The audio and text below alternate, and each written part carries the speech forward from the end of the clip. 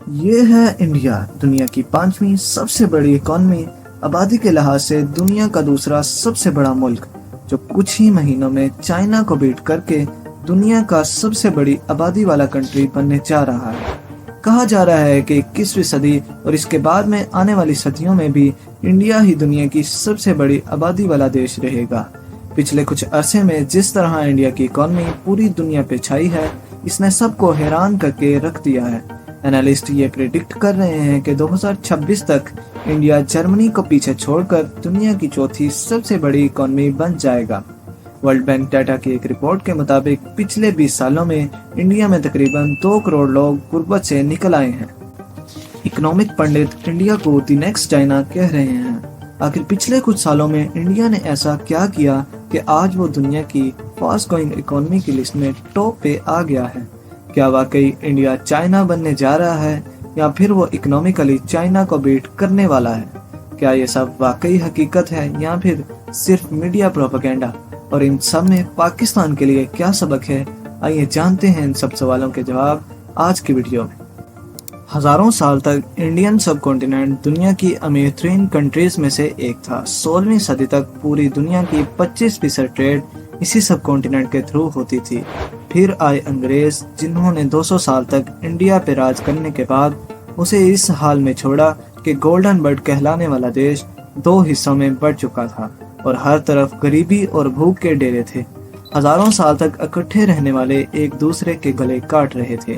خیر 1947 میں انڈیا اور پاکستان آزاد ہوئے۔ 1.5 سال بعد ہی بارڈر کے اس پار چائنا میں کمیونسٹ پارٹی نے ملک کا کنٹرول سنبھال لیا۔ انڈیا، پاکستان اور چائنا تینوں کی شروعات لگ بھگ ایک جیسی ہی تھی۔ جہاں یہ تینوں دیش ریسورسز کی کمی، کرپشن اور پولیٹیکل انسٹیبلٹی کا شکار تھے، وہیں ہانگ کانگ، سنگاپور اور ساؤتھ کوریا مسلسل ترقی کر کے ایشین ٹائیگر بن رہے تھے۔ چائنا اس وقت سنگاپور کی پروگریس سے بہت زیادہ امپریس تھا۔ چائنا کے آفیشل سنگاپور جاتے تاکہ وہاں پر سنگاپورین ماڈل کو اسٹڈی کر سکیں۔ اب اوبیسلی سنگاپور اور چائنا میں بہت بڑا فرق ہے۔ سنگاپور کی آبادی چائنا کی آبادی کا 0.5% بھی نہیں، مگر ایک چیز جو چائنا کے لیڈرز کو بہت اٹریکٹ کر رہی تھی وہ یہ تھی کہ کس طرح سنگاپور نے ایک اتھارٹیرین رجیم میں اتنی زیادہ ترقی کی ہے۔ اب سنگاپور کی سٹوری بھی بہت زبردست ہے۔ ایک غریب دیش جس کی آدھی سے زیادہ آبادی نشے کی عادی تھی، چند ہی سالوں میں ایشیا اور پھر دنیا کی امیر ترین کنٹری بن گیا۔ چائنا نے بڑا کلوزلی سنگاپور کو فالو کرنا شروع کر دیا۔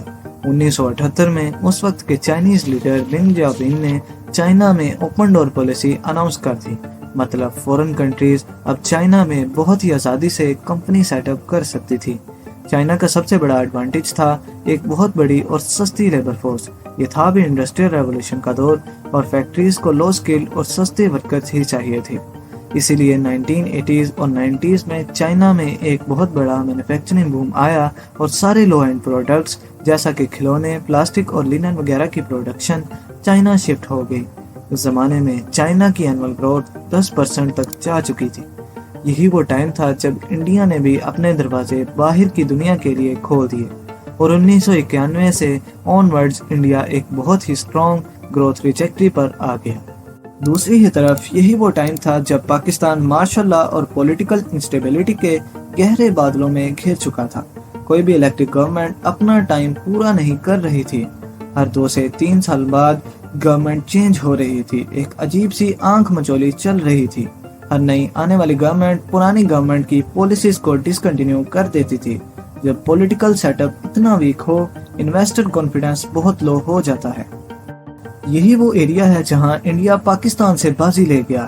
انڈیا دنیا کی سب سے بڑی ڈیموکریسی ہے۔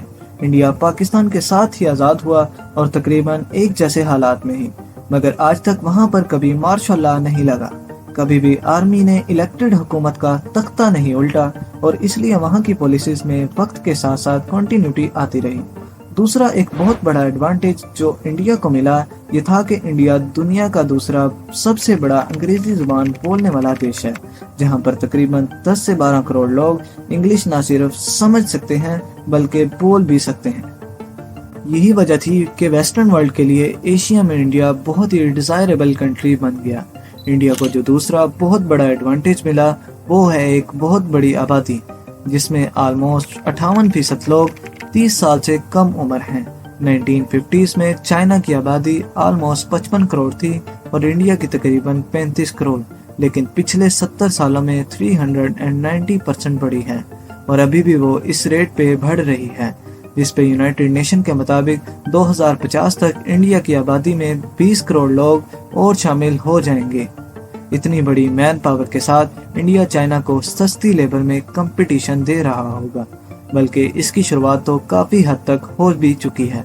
इंडियन स्टेट तमिलनाडु में इंडियन कंपनी टाटा एप्पल के लेटेस्ट आईफोन्स के कंपोनेंट्स मैन्युफैक्चर कर रही है। इकोनॉमिक टाइम्स के मुताबिक कुछ वर्षों में इंडिया दुनिया का सबसे बड़ा आईफोन बनाने वाला कंट्री बन जाएगा और कुछ ही बरस पीछे चले जाएं तो आईफोन की प्रोडक्शन को चाइना कंप्लीटली डोमिनेट कर रहा था। इसी तरह कुछ रिपोर्ट्स के मुताबिक अगले 20 से 30 सालों में इंडिया में ऑलमोस्ट 50 करोड़ लोग मिडिल इनकम क्लास में शामिल हो जाएंगे। इतनी बड़ी मिडिल क्लास पूरी दुनिया में कहीं नहीं। अब ये लोग पैसा खर्चेंगे, डोमेस्टिक डिमांड बढ़ेगी, कैश फ्लो साइकिल एक्सपैंड होगा और इकोनॉमी मजीद ग्रो करेगी। और इसीलिए कई इकोनॉमिक पंडित ये भी प्रिडिक्ट कर रहे हैं कि 2027 से 2030 के दरमियान इंडिया जापान को बीट करके दुनिया की तीसरी बड़ी इकोनॉमी बन सकती है। पिछले 5 सालों में इंडिया को ऐसी बहुत सी मैन्युफैक्चरिंग जॉब्स मिली हैं जो पहले चाइना को मिली थी और ऐसा लग रहा है कि अब इंडिया नेक्स्ट ग्लोबल वर्कशॉप बनने जा रहा है। बड़ी पॉपुलेशन के बाद जिन चीजों ने इंडिया को ग्रो करने में हेल्प किया है, इसमें शामिल है एडमिनिस्ट्रेशन और डिजिटाइजेशन, जिसकी वजह से गवर्नमेंट प्रोसेसेस बहुत स्पीड से होते हैं। इंडियन गवर्नमेंट अब डिजिटल सिस्टम के जरिए पब्लिक एड देती है और इसका सबसे बड़ा फायदा आवाम को ऐसे मिला है कि अब एड का पैसा डायरेक्ट लोगों तक पहुंचता है और जो बार बार सरकारी दफ्तरों के चक्कर लगाना पड़ते थे और ब्यूरोक्रेसी को खुश करना पड़ता था, वो सीन अब काफी कम हो गया है। इसके अलावा इंफ्रास्ट्रक्चर की डेवलपमेंट जैसे कि नेशनल रोड नेटवर्क जो कि 2014 से 50% इंक्रीज हुआ है, इसी तरह एयर फैसिलिटीज 50% इंक्रीज हुई हैं, जिसकी वजह से फ्रेट ट्रांसपोर्ट लगातार बढ़ रही है। सस्ती इंटरनेट फैसिलिटी, स्मार्टफोन और डाटा तक easy access, single tax regulation और सस्ती टेलीकम्युनिकेशन सर्विसेज, ये हैं वो फैक्टर जिसकी वजह से पिछले कुछ वर्षों में इंडियन इकोनॉमी लिटरली एक्सपैंड हुई है। इन्हीं सब फैसिलिटीज की वजह से इंडिया में एक स्टार्टअप कल्चर आया है। आपको शायद ये जानकर हैरानी होगी कि इंडिया में 2022 की लेटेस्ट न्यूज के मुताबिक 107 यूनिकॉर्न्स हैं, बल्कि पाकिस्तान में रिपोर्टेडली एक लोकल यूनिकॉर्न है। फॉरेन कंपनीज को अट्रैक्ट करने के लिए इंडियन गवर्नमेंट ने $26 बिलियन का प्लान लॉन्च किया है, जिसमें मल्टीनेशनल्स कम सैलरी पर लोकल टैलेंट को हायर कर सकेंगे और इसकी वजह से सैमसंग और फॉक्सकॉन जैसी कंपनी अपने ऑपरेशंस इंडिया में बढ़ा रही हैं। और आखिर में वो 3 करोड़ इंडियंस जो दूसरे कंट्रीज में काम करते हैं और वापस इंडिया में पैसा भेजते हैं, 2021 में इंडिया को $90 बिलियन की रेमिटेंसेस मिली हैं जो इन्हें एक्सपेक्ट्स ने भेजी थी। लेकिन अब ऐसा भी नहीं है कि इंडिया में सब अच्छा ही है। अभी भी बहुत से एरियाज हैं जहां पे इंडिया पाकिस्तान की तरह स्ट्रगल कर रहा है और इसे काफी काम करना है। 2014 में चेन्नई में नोकिया का सबसे बड़ा प्लांट बंद हो गया, जिसकी वजह से करीबन 8,000 लोग जॉबलेस हो गए। इस प्लांट के बंद होने की वजह थी tax dispute, complex tax regulations और इंपोर्ट टैरिफ्स की वजह से काफी फॉरेन कंपनीज अब इंडिया में इन्वेस्ट करने से कतराती हैं। 2018 के बाद से मोदी सरकार ने इंपोर्ट टैरिफ्स बढ़ाए, जिसकी वजह से फॉरेन कंट्रीज दोबारा चीप लेबर के लिए चाइना की तरफ देख रही हैं।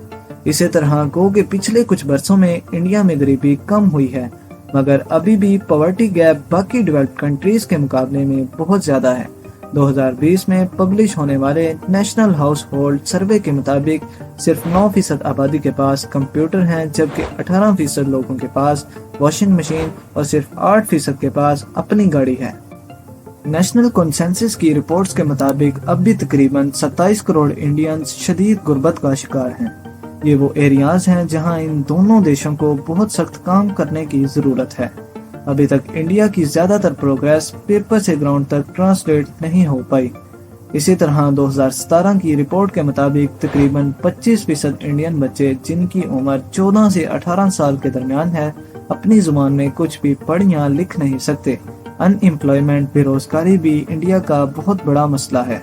बढ़ती आबादी के साथ साथ बेरोजगारी भी लगातार बढ़ रही है और यही सिचुएशन पाकिस्तान में भी है। अभी रिसेंटली कैपिटल स्टार्टअप नामी एक मैगजीन में ये स्टैट्स पब्लिश हुए कि पाकिस्तान में ऑलमोस्ट 4000 पीएचडी होल्डर्स बेरोजगार हैं और यही बेरोजगारी बढ़ते क्राइम रेट की सबसे बड़ी वजह है।